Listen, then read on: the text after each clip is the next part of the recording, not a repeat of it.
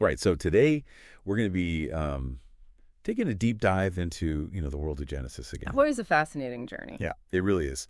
Always something new to discover, right? Yeah. Chapter 24 this time. Okay. The story of Isaac and Rebekah. And we've got a really interesting interpretation from My Christian Space to guide us. They're taking a look at this whole idea of arranged marriage from, a biblical perspective, which, I mean, it's definitely a topic that can feel a little, I don't know, outdated maybe to a modern audience. Yeah. But stick with us because I think there's a lot to unpack here. A lot of No, absolutely. a lot of relevance even to, how we approach relationships and commitments today. Yeah, what's fascinating about this story is that it really gets at these themes that are so universal. Yeah. Like family legacy, the role of faith, the weight of the choices that we make, especially when it comes to, something as significant as a lifelong partnership. Yeah, it's like we're holding up this ancient mirror to societal norms, but then suddenly we catch these reflections of our own lives staring back at us. Right, exactly. It's kind of cool how these stories, they transcend time in a way. Yeah. So we start with Abraham, who many will know is Abraham, right? And he's described as Zikin, which I understand is more than just saying, oh, he was old. It's got more weight to it, right? Yeah, definitely. It's not just about his physical age. It's this idea of spiritual maturity. Like he's lived a long life, he's walked with God, and there's a certain gravitas that comes with that. It's almost like he's reached this pinnacle, and now he's being entrusted with this final crucial task, Exactly. finding a wife for his son Isaac. And it's not just about finding any wife, right? This is about the continuation of a lineage, a spiritual legacy that Abraham was entrusted with. That's right, and he's incredibly specific that this wife should not come from the nearby Canaanites. He sends his most trusted servant on this whole mission back to his homeland to find a suitable bride. Why do you think that is? What was so important about finding a wife from the quote-unquote right family? Well, in the context of the Old Testament, lineage was huge.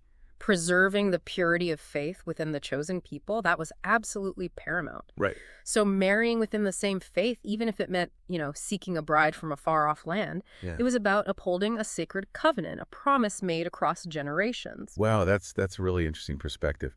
It's a level of intentionality that we don't always think about today, but it makes you think. It does. So who is this trusted servant? I'm curious now, setting off on this important quest. The commentary suggests it's likely Eliezer of Damascus. Okay. And let me tell you, Abraham doesn't just give him a pat on the back and say, good luck. He makes him swear this incredibly intense oath. Really? To fulfill this mission. Wow, that's serious business. It is. And the detail about putting a hand under the thigh, that might seem strange to us now, but back then, that was as binding as any court oath today. Can you imagine? Yeah. Standing before someone, making a promise so serious, so deeply rooted in your very being, that only a gesture like that could really convey the weight of it. Wow. And speaking of serious commitments, Yeah. Eliezer, he sets off with 10 camels laden with gifts. Right. But this wasn't just about a transactional exchange, was it? It wasn't just about, here's some camels, give me your daughter. Right? No, not at all. It was about demonstrating honor, respect, and of course the ability to provide. Think of it as the ancient equivalent of, arriving with a stellar reputation, a portfolio of accomplishments, showing what you can bring to the table. It's funny how some things, they change over time. Yeah. But the underlying principles, they kind of stay the same. You know what I mean? Right. Like today, it might be about financial security. Back then, it was about camels and treasures and all that. But it's still about showing you can take care of someone, Absolutely. It's about demonstrating you're worthy of that trust. Exactly. Now, in the middle of all this preparation, all this oath-taking, there's a question that Eliezer asks that I bet has crossed your mind too as you've been listening to this story unfold. What's that? What if the woman says no? What happens then? It's a question that I think really underscores something crucial about this whole narrative. Even within the framework of an arranged marriage, there was this acknowledgement of a woman's agency. Right. Her consent, her willingness to enter into this union, it mattered. That's so important, yeah. It wasn't simply about obedience. It was about this meeting of minds and hearts, even in a time with very, very different social structures than we have today. Yeah, and this is where I think the story takes this turn towards the extraordinary. So picture this. Eliezer, he arrives at a well near Abraham's old stomping grounds. Okay. and he prays for a sign. Mm-hmm. But not just any sign, a very specific sign. Okay. Tell us more. So he asks God to reveal the right woman by having her offer him a drink of water, but then, and this is the really telling part, he asks that she would also volunteer to water all 10 of his camels. 10 camel. 10 camel. That's a tall order. It is. And remember what we said about wells being these social hubs? For a woman to water even one camel, that was a generous act. But 10. Yeah. That spoke volumes about her character, her work ethic, her compassion. Just almost like he's looking for a woman who embodies like hospitality, generosity, resilience, all rolled into one. Exactly. And what happens? Well, wouldn't you know it, no sooner does he finish this prayer than Rebecca appears, fulfilling every single detail of that sign. It's like, boom. It's like something out of a movie, right? It really is. It's this perfect, divinely orchestrated moment where human action and divine intervention collide. Love it. So let's talk about Rebecca for a sec, because she seems like quite a woman. I mean, the commentary definitely mentions her beauty, right? Mm-hmm. But then there's this quick pivot to emphasize that it's her inner beauty, her character, that shines even brighter. Absolutely. I mean, offering water to Eliezer, that was kind. But to volunteer to water 10 camels after a long journey, that's next level hospitality. It really speaks to a compassionate heart. And it seems like in the Bible, hospitality is more than just, good manners. Oh, yeah. It's about reflecting God's love and care for others, even in those seemingly small actions. Precisely. And keep in mind, this is a time when women had very clearly defined roles in society. So for Rebecca to kind of step outside those expectations, even in this small way, it hinted at a remarkable inner strength. Right.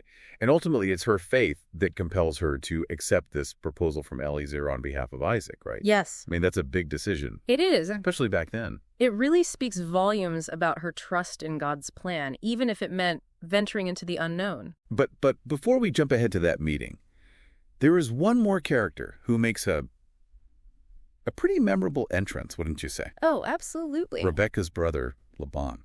Ah, Laban. Now there's an interesting character. He's, well, from what we gather in the commentary, he seems a tad preoccupied with the material aspects of this whole arrangement, let's say. Yeah, if we're being generous. His reaction is quite the contrast to the divine intervention we've been talking about, wouldn't you say? Yeah. He sees the jewelry, the outward displays of wealth that Eliezer brought, and suddenly he's all on board with this marriage. It makes you think, doesn't it? It does. It's like it's a reminder of how easily, even today, material possessions can cloud our judgment, even when it comes to matters of the heart, matters of the spirit. It's a timeless human flaw, perhaps. And if I'm remembering correctly, this isn't the last we hear of Laban, right? Didn't he? Right. Didn't he stir up some drama later on in the Bible? Oh, absolutely. He's got a knack for that. Maybe we'll save that juicy tidbit for another deep dive, though. Sounds like a plan. All right, so back to Isaac and Rebecca. One detail that I thought was interesting was that there wasn't this big, wedding celebration like we might picture today. Right. It was more low key, right? Well, during that time, the act of being together, of consummating the marriage, that was incredibly significant. Yeah. It was about sealing a covenant, a binding agreement before God, rather than, needing a lavish public display. Wow. That really puts things into perspective. It does, doesn't it? It's not about the party. It's about the sacredness of that union, the spiritual dimension of their commitment. Exactly. And what a momentous covenant it turned out to be. It really was. Rebecca's family, they send her off with these blessings, talking about her becoming the mother of millions, her descendants destined for greatness. Powerful. It's a lot to take in. It is. But it's crucial to remember this wasn't just about, her lineage or her earthly influence. This marriage was a pivotal step in a much grander narrative. Oh, absolutely. It was a stepping stone towards the eventual arrival of Jesus. Talk about a ripple effect. Right. It's mind-blowing to think about how these seemingly individual lives were woven into this monumental tapestry. It really is. It speaks to the interconnectedness of everything, doesn't it? It really does. So are you ready to witness this long-awaited encounter between Isaac and Rebecca? Oh, I wouldn't miss it for the world. Okay, so imagine this. Isaac is out in the fields, right? Near the very spot, actually, where his mother, Sarah, laughed at the idea that she could have a child in her old age. Oh, wow. Yeah, I had forgotten about that detail. It's pretty significant, right? It is. It's like the story's drawing this direct line back to that moment of disbelief, and then echoing forward to a new generation's faith. Exactly. It's like this beautiful tapestry of doubt and promise all woven together. But anyway, so Isaac is out there, and he sees camels approaching in the distance. Oh, here we go. And little does he know, his future is riding towards him on one of those camels. I love it. It's like destiny arriving in slow motion. Right. And Rebecca, she sees Isaac first, and she turns to the servant and asks, "Who is this man?" And the servant's reply is so powerful. He just says, "It is my master." It is my master. Mm-hmm. There's so much packed into those few words, though. Oh, absolutely. It's not just an identification. It's this subtle transfer of authority. It's recognizing Isaac is stepping into his role as head of the family, taking the reins. Wow. And what does Rebecca do? She covers herself with a veil. Which back then, that was about more than just modesty, right? Oh, absolutely. It was a powerful statement of respect, especially in that cultural context. By veiling herself, Rebecca's acknowledging Isaac's position, She's ensuring that their first encounter, it transcends the purely physical. Yeah. It's like she's saying, look beyond the outward appearance. See me for who I am within this sacred covenant. Yes, exactly. And remember, this whole marriage, it was orchestrated by God. Faith and this divine plan, they're at the core of it all, right? And Rebecca, she seems to get that, She's on board from the jump. She really is. So Eliezer, he recounts the entire journey to Isaac, every twist and turn, every instance of divine intervention. It's like this incredible story. It's like he's presenting this epic tale, this testament to God's guidance. And once the story is told, they become husband and wife. Just like that. Wow. No fanfare, no elaborate ceremony. The covenant, it's sealed through their union. It's so different from how we think about weddings today. Oh, I know, right? But there's this powerful simplicity to it, this purity of intention. It's really beautiful when you think about it. It is. And the source mentions that Rebecca, she brought comfort to Isaac after the loss of his mother, which is really sweet. It makes you think about the depth of their connection, right? This bond that's forged not through years of dating or whatever, but through this shared faith and this incredible divinely orchestrated meeting. And that detail, it's so powerful because it speaks to this different kind of intimacy. Right. One that's rooted in a shared destiny and this deep, profound understanding of God's plan.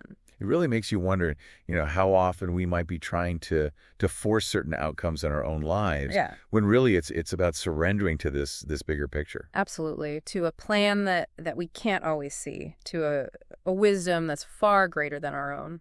Makes you wonder, how often do we miss out on something incredible just because, I don't know, we're so stuck on our own plans, our own timelines for how things should go. It's so easy to get caught up in that, isn't it? Trying to control every little detail. It really is. But maybe it's not about waiting for, a booming voice from the heavens to tell us exactly what to do. Yeah. But about cultivating the sense of attentiveness to those subtle nudges, Yeah. the synchronicities that might be guiding us toward something greater. It's like that saying, we plan, God laughs.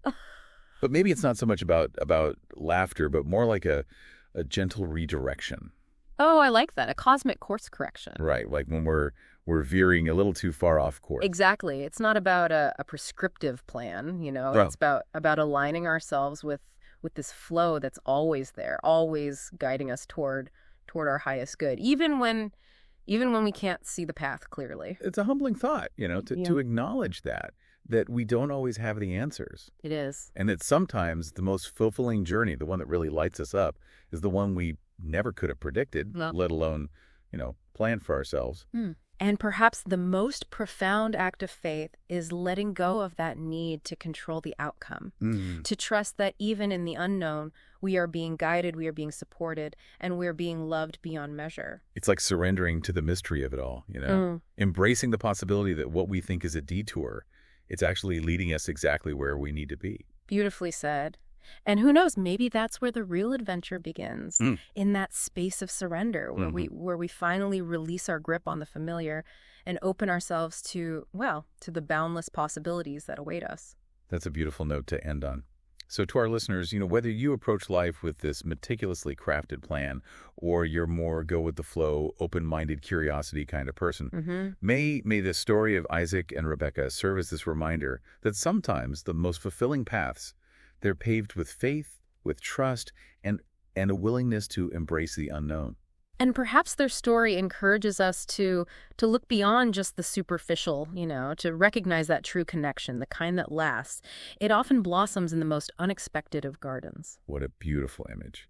And with that, we'll wrap up our deep dive into Genesis chapter 24. We hope you've enjoyed this little exploration. And until next time, keep seeking, keep questioning, and keep your hearts open. On that note, I'll echo that sentiment. It's been a pleasure, as always. This has been The Deep Dive. We'll see you next time.